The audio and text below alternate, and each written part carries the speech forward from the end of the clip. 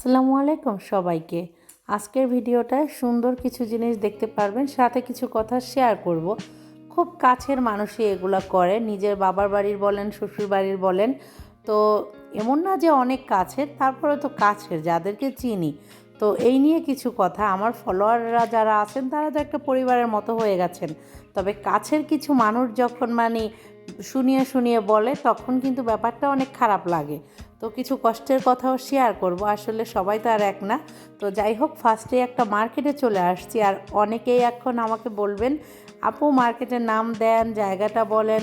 এটা আপনারা সার্চ দিবেন গুগলে গিয়ে, তখন পেয়ে যাবেন। এই মার্কেটটার নাম হলো পেপকো। পেপকো লিখে সার্চ করলেই পাবেন। দেখেন কি সুন্দর সুন্দর কিউট কিউট মাগ, তারপর আরও অনেক জিনিসপত্র, অনেক কিছু আছে, আর দাম এতটা কম হয় কি বলবো, খুবই সুন্দর খুবই সুন্দর। আসলে আমি ট্রাই করি যাতে আপুরা আমার ভিডিওগুলো দেখলে, যারা নতুন আসছে তারা কিন্তু অনেক কিছুই বুঝতে পারে না। ভালো কোথায় থেকে কি কিনবো না কিনবো, কম পড়বে কি হবে, সব কিছুই একটা বিষয় আছে না। নিজে একই জিনিস এক এক মার্কেটে কিন্তু এখানে এক এক রকম দাম হয়। একদম সেম জিনিস এক মার্কেটে 2, মার্কেটে 5 এরকমও হয় কিন্তু। সো একদম আকাশ পাতাল ডিফারেন্ট, এমন না 2-4 পয়সা। সো এই তো, এখন দেখেন সুন্দর সুন্দর জিনিসপত্র, এই কথা আর কি বলবো, সব কিছুর দাম লেখা আছে, তো দাম আর কি বলার আছে।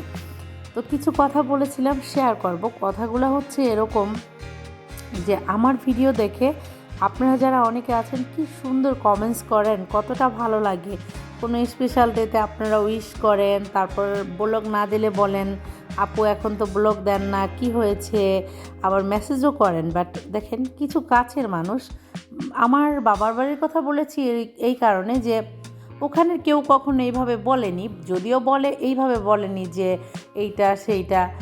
শ্বশুরবাড়ির এলাকায় কিন্তু কিছু চামচা টাইপের লোক থাকে, আশেপাশের এগুলা, যে এইটা করলো ওইটা করলো, ওরা তো এখানে গেল, ওরা তো ওইখানে ঘুরলো, আমরা করলে দোষ, আর তারা করলে এটা করতেই হবে। এইটা তো এইভাবে হয় তাদের, ছেলেমেয়েরা যখন ঘোরাঘুরি করে তখন ওরা যে কত ঘুরে, ওরা তো বাসায় বসে থাকে না, ওরা অনেক ভালো। আর আমরা করলে এই আসো আসো দেখা যাও ওরা কেমন ঘুরতে আসে, ওরা কি করে। তো এই মেন্টালিটি নিয়ে কীভাবে মানুষ চলাফেরা করে, নিজেরটা সবসময় ভালো না, আর পরের বেলা 0-0।